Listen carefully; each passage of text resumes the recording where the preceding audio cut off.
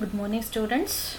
I welcome all the 4th semester civil engineering students for this session number 1 of module 1, that is introduction and analysis of plane trusses, for the subject analysis of determinate structures. The subject code is 18CV42 and myself Vahiniyam of GEC Haveri. So in this first module, that is introduction and analysis of plane trusses, for today's session, the contents are introduction and structural forms, wherein we are going to learn about the different forms of structure. Let us take one by one. Introduction. In introduction, so first let us come to know what do you mean by a structure. Before we go for the subject, that is analysis of determinate structures, first we will discuss or we will understand what is meant by a structure. A structure, the term structure refers to anything that is constructed or built from different interrelated parts with a fixed location on the ground. That is, it refers to anything which is constructed or it may be built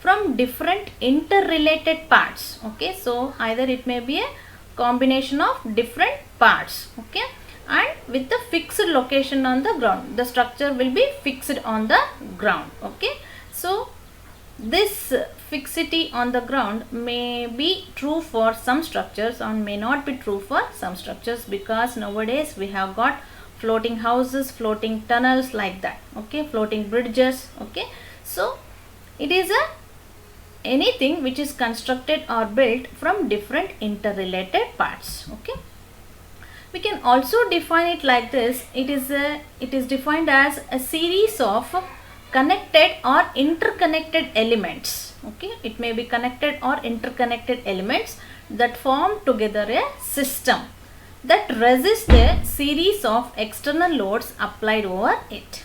Okay, so the series of elements which are connected together to form a system which resists the external load applied on it. Okay, so we can also define like that, or it may be defined like this. It is defined as an assembly of a structural elements. Structure is an assembly of structural elements which resist and transmits the loads. Okay, assembly is nothing but they have been connected of different structural elements.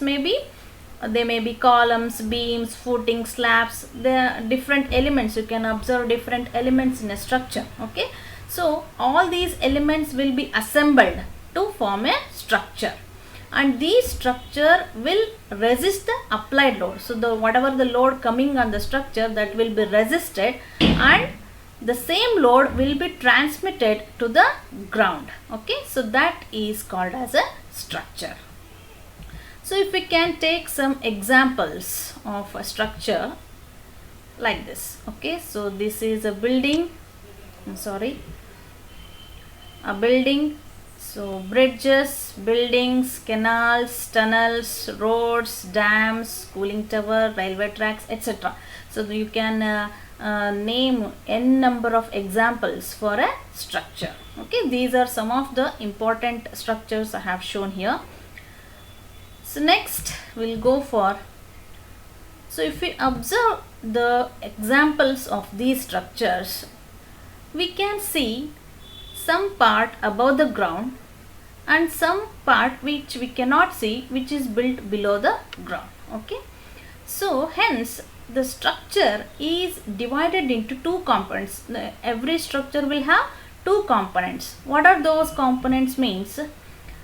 That is components of a structure. The components of a structure are substructure and superstructure.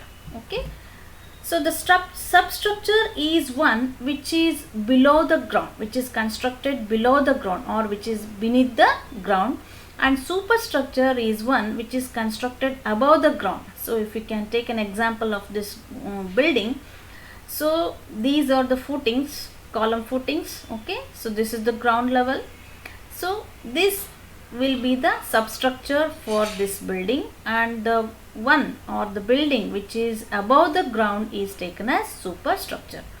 Every structure will have these two components. Okay, not only in the case of building, it is also in the case of bridges. Okay, so the bridge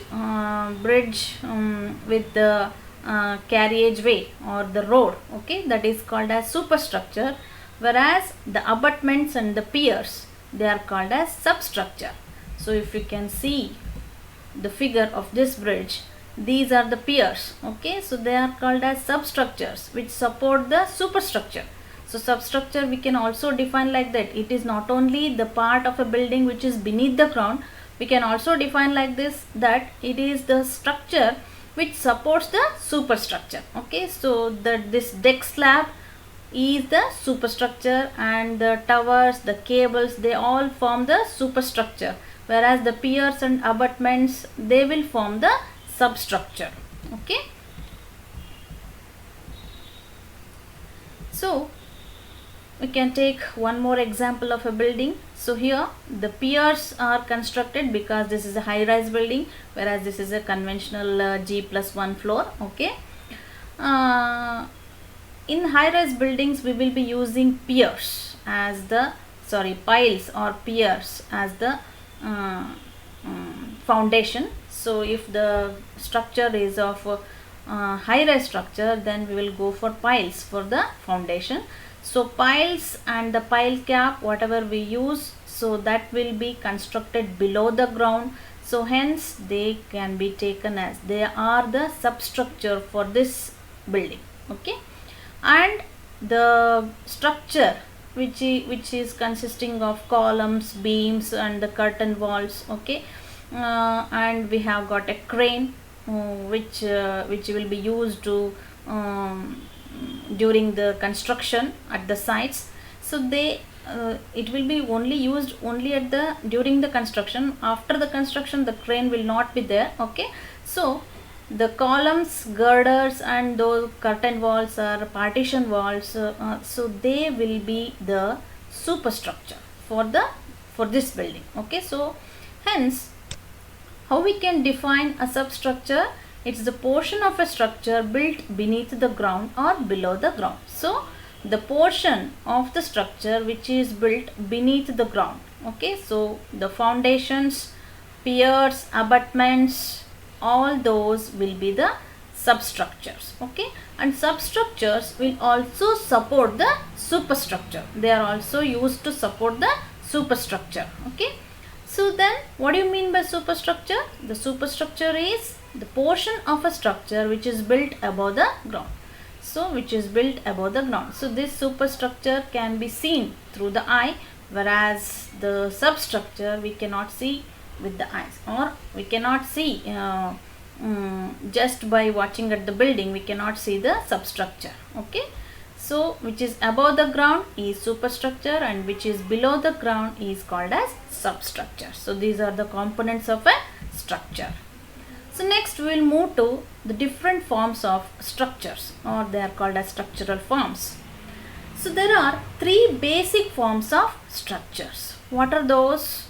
So the three basic forms of structure are solid or mass structure, skeletal or frame structure, and then surface or shell structure. Okay, so let us take one by one. So let us take the solid or mass structure. So if we can observe these figures, this is the pyramid, dam, wall. Okay, so this may be a fort wall. Okay, this is a fort wall, and this may be, I don't know which one it is. It may be a China, Great Wall of China, like that. Okay, so this is a wall. Okay, a barrier wall.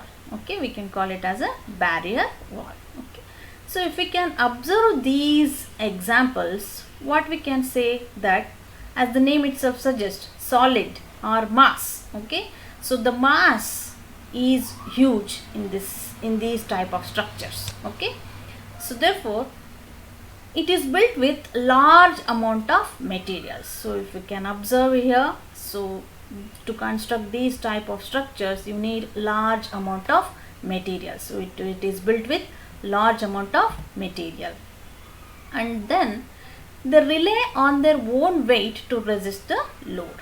So because of this huge amount of material, so definitely they will have huge mass. Mass means weight. Okay, so due to their self weight, which they rely on their self weight, own weight, to resist the load.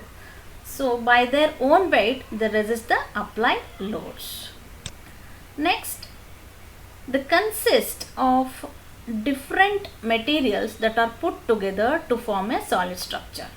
So these structures can be built with different materials to form a solid structure. They will be all put together to form a structure. So the same thing, use a solid construction material to support the load, and then usually has large mass because they have been built with large amount of material. Definitely the weight will be more. Since the weight is huge, they respond well for compression. They are very good in taking the compressive load and has very few spaces. Okay, that means if you can observe the structure, there will not be any spaces or voids. Okay, whereas in framed structure you can find voids, but here there will not be any voids. Okay, so there will be very few spaces. It will be a solid mass structure, just like a rock. Okay, so in rock we cannot find the spaces in between. Okay, so hence the same concept of rock is used here, the mass structure, in mass structure. Okay, they will have very few spaces and they respond very well for compression. And we cannot idealize it to a frame or a plane figure. Okay, so if you can observe here, if you consider a beam, okay, so we can write a single line, a straight line, to represent a beam. So that means we have idealized a beam to a single line, or we have idealized a column to a single line. Or if we consider a roof or a slab, okay, we can idealize it to the a rectangle or whatever the shape of the slab, we can idealize like that. Okay, which has the area. Okay, so area means that is nothing but plane. Okay, whereas in mass figures or mass structures, we cannot idealize either it to a line or it to a plane figure. Okay, so that is the concept of solid or mass structure. So the example, as you have already seen from the figures, the dams, statue I have not shown here, barrier walls, fort walls, they are also barrier walls. Okay, and pyramids. Okay, so these are some of the examples for solid or mass structure. So solid or mass structure is nothing but they have been constructed with huge amount of material which are put together to form a structure which rely on their own weight to resist the load. Mainly they are good in taking the compressive loads. Okay, so that is about solid or mass structure. Next we will move to skeletal or frame structure.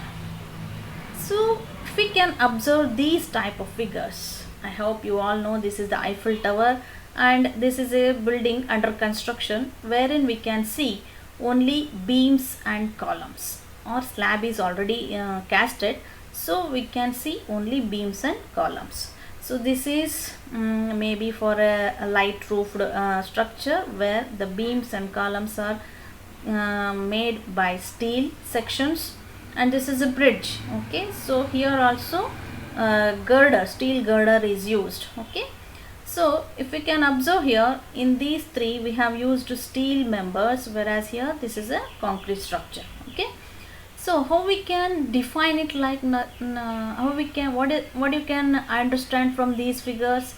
Skeletal or framed structure. Skeletal means if you consider a human body and there exists a skeleton in a human body, any, whatever it may be, a human body or any animal. Okay, so definitely to have some shape, definitely it has to have a skeleton within that. Okay, and the skeleton will be covered by a muscles. Okay, muscles will be covering the skeleton. The same concept is here. So these will form the skeleton of the structure. These will form the skeleton. Hence the name is skeletal. Okay, it looks like a skeleton. Okay, hence it is called as a skeletal structure. So muscles in a body can be replaced with a curtain wall or partition walls like that. Okay, so here it will not be covered. Okay, so steel structures normally will not be covered, whereas these structures will be covered. Okay, so these type of structures will not be using any curtain walls, so only bridge deck slab will be there. Okay, so here definitely to have the different spaces to be divided into for different accommodation purposes, we will be using walls as partition or curtain walls. So those will be forming the muscle or skin, okay, of the structure. So it consists of struts joined to form a framework. Struts means they are the short columns. Okay, so we can observe the columns and beams, they have been interconnected here. So here also the columns or struts, we can call it as struts. Okay, so they will be connected here to form a frame. Okay, we can call it, if you just look at here, they will call it as a frame, whereas in the previous case we cannot call it as a frame because it's a huge structure, we cannot have any line element there. Okay, so that is a mass structure. Here it is a framed structure. Okay, so the struts are joined together to form a framework, and they are relatively light, flexible and easy to construct. So when compared to the mass structures, these skeletal structures are relatively light. Okay, and they are flexible because if you can observe, they are all made from steel sections. They will have more flexibility and they are easy to construct. The most common frame configuration is the assembly of struts into triangles. Okay, so if you can observe here, so the struts are joined or members are joined in the form of triangles. That is the most common configuration. Here also you can see it is in the shape of a triangle. Okay, so that is the most common configuration. Why it will be always in the shape of triangles, we will come to know later when in the analysis of trusses. Okay, but because of the simplicity, we'll take the most common configuration will be in the form of a triangle. Okay, these can be idealized to a series of straight or curved lines. So you can see here, this, if you want to write it, you will be writing with a single line, which represents the beams and columns. Okay, here also the same thing. Okay, so therefore these can be idealized into a straight lines or curved lines. When we use curved lines, when we want to represent an arch, last in the 5th module we have already analyzed arches. So in that case, arch will be represented with the curved line. Okay, so that is nothing but a framed structure which can be idealized into a straight or curved lines. Whereas mass structure, we cannot idealize it to a straight or curved line, or we cannot idealize it to a plane figure. Okay, whereas here we can idealize it into a straight or curved lines. Next, their strength is a function of the strength of the elements and joints and their organization.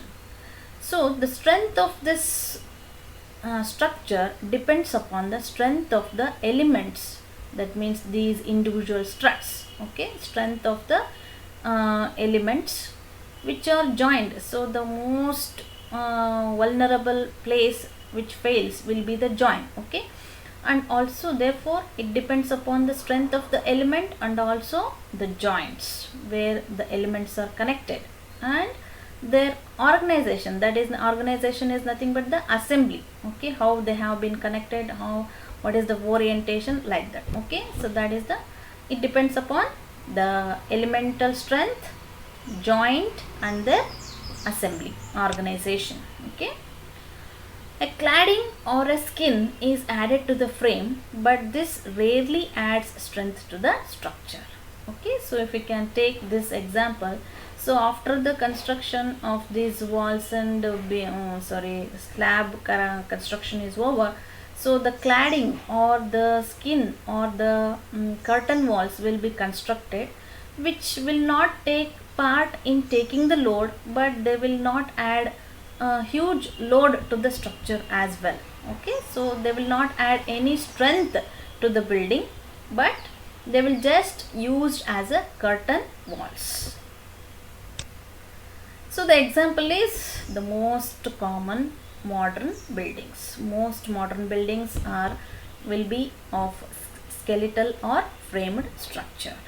Okay, so skeletal or framed structure, they are assembled with the elements. Okay, we can call it as struts in the form of the most common configuration is a triangle form. Okay, so they are relatively light and easy to construct. Next is surface or shell structures. Surface means we can take the example of a roof. Okay, surface, which can be idealized it into a plane figure. Okay, we are in the shape of the roof only we can idealize it. Okay, so that is the meaning, surface or shell structures. Take a look at the examples here. Okay, so these are the artificial shell structures, that is the man-made shell structures, and these are natural shells. I hope you have seen these. Okay, this is an egg and this is a shell, snail.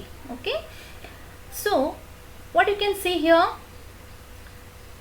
in shell structures it has got area, but the thickness is very small.